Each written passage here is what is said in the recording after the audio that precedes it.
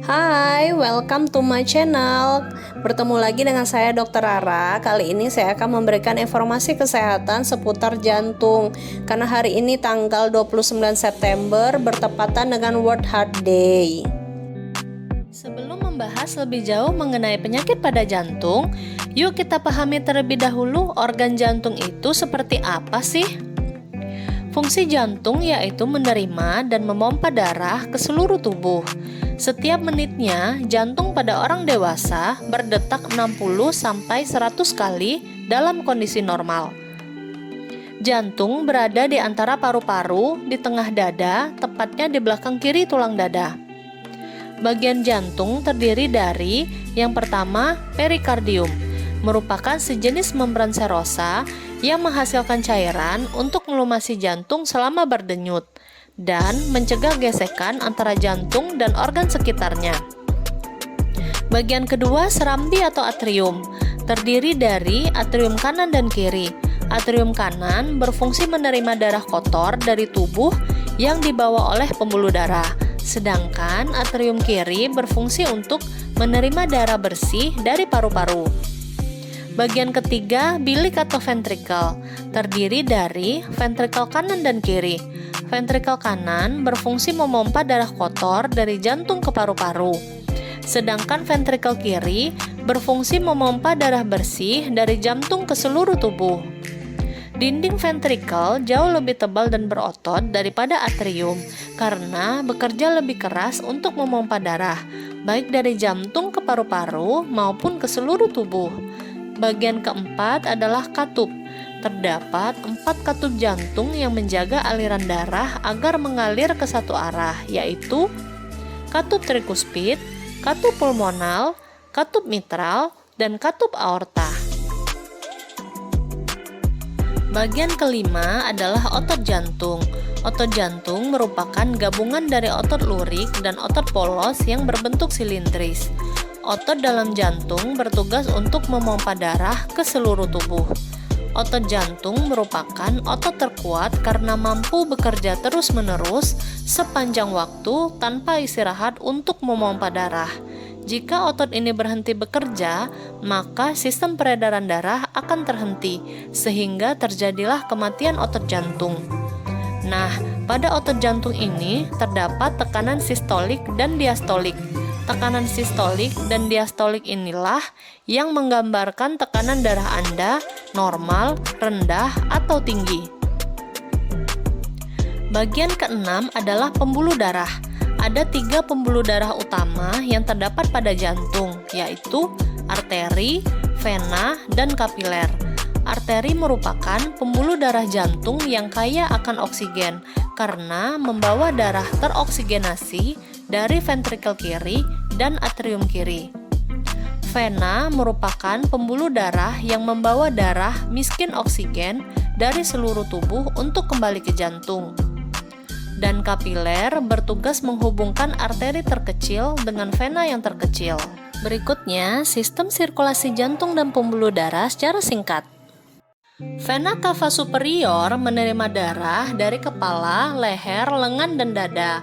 Sementara itu, vena cava inferior menerima darah dari badan dan tungkai bawah. Vena cava superior dan inferior akan memompa darah masuk ke atrium kanan.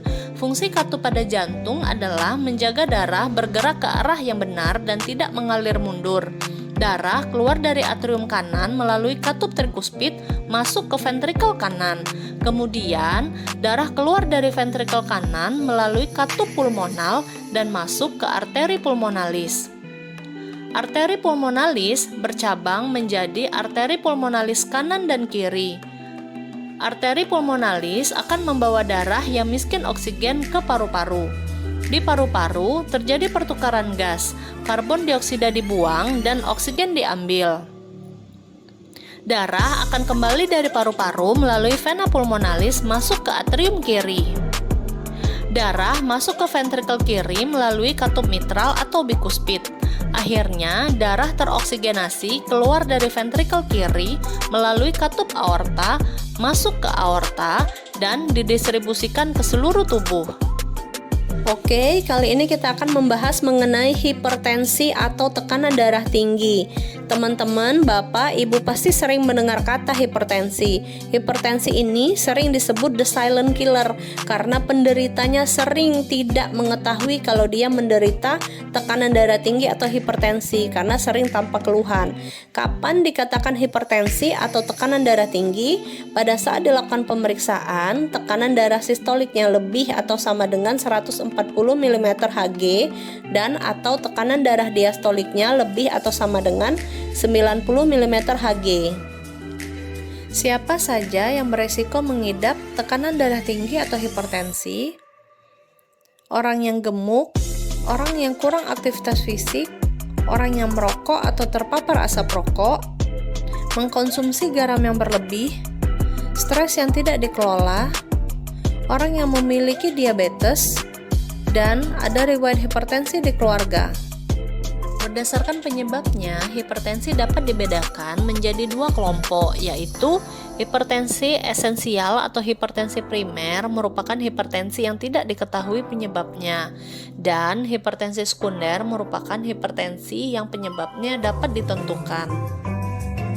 Untuk menegakkan diagnosis hipertensi, dilakukan pengukuran darah minimal 2 kali dengan jarak 1 minggu.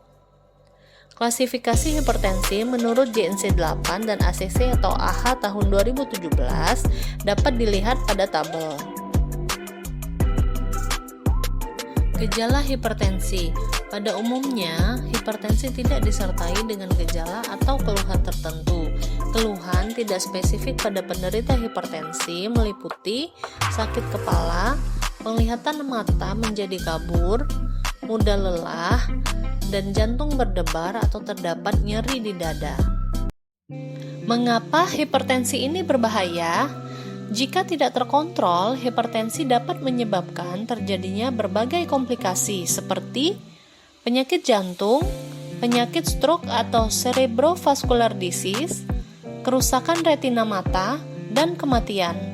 Salah satu faktor yang mempengaruhi tekanan darah adalah kekentalan darah. Semakin banyak partikel seperti protein dan lemak, maka kekentalan darah akan meningkat. Jika kekentalan darah meningkat, maka jantung akan bekerja lebih keras untuk mendorong darah melalui arteri. Tekanan darah tinggi seiring waktu akan merusak dinding arteri dan membuat dinding arteri menjadi lemah. Kerusakan pada dinding arteri dapat menarik zat tertentu dalam darah seperti kolesterol, lemak, dan kalsium sehingga membentuk suatu tumpukan atau plak. Aliran darah melalui arteri akan menurun seiring dengan membesarnya plak. Selain itu, terkadang lapisan halus plak dapat pecah, menumpahkan kolesterol dan zat lainnya ke dalam aliran darah. Hal ini dapat menyebabkan bekuan darah yang akan mengurangi atau menghalangi aliran darah ke organ lain seperti jantung dan otak, sehingga dapat memicu serangan jantung dan stroke. Tensimeter atau sphygmomanometer merupakan alat yang digunakan untuk mengukur tekanan darah.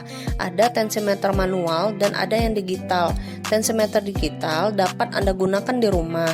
Tekanan darah dikatakan normal apabila tekanan sistoliknya 120 dan tekanan diastoliknya 80 mmHg. Pencegahan hipertensi. Cerdik merupakan langkah preventif atau pencegahan yang dibuat agar masyarakat terhindar dari penyakit tidak menular atau PTM, salah satunya hipertensi. Cerdik, cek kesehatan secara rutin. E. Enyahkan asap rokok. R. Rajin berolahraga. D. Diet seimbang. I. Istirahat cukup. Dan K. Kelola stres. Kendalikan hipertensi dengan patuh. Program patuh dibuat untuk pasien penyakit tidak menular atau PTM, salah satunya hipertensi, agar penyakit tidak bertambah parah dan tetap terkontrol kesehatannya. P. Periksa kesehatan secara rutin dan ikuti anjuran dokter. A.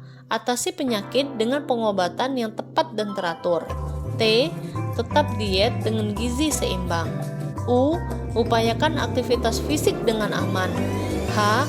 Hindari asap rokok, alkohol, dan zat karsinogenik lainnya. Sekian informasi kesehatan yang dapat saya sampaikan. Semoga dengan adanya informasi kesehatan ini dapat meningkatkan pengetahuan teman-teman, bapak ataupun ibu-ibu sekalian mengenai jantung, mengenai penyakit hipertensi, dan pencegahan serta pengendalian penyakit hipertensi. Thank you for watching, like, dan subscribe.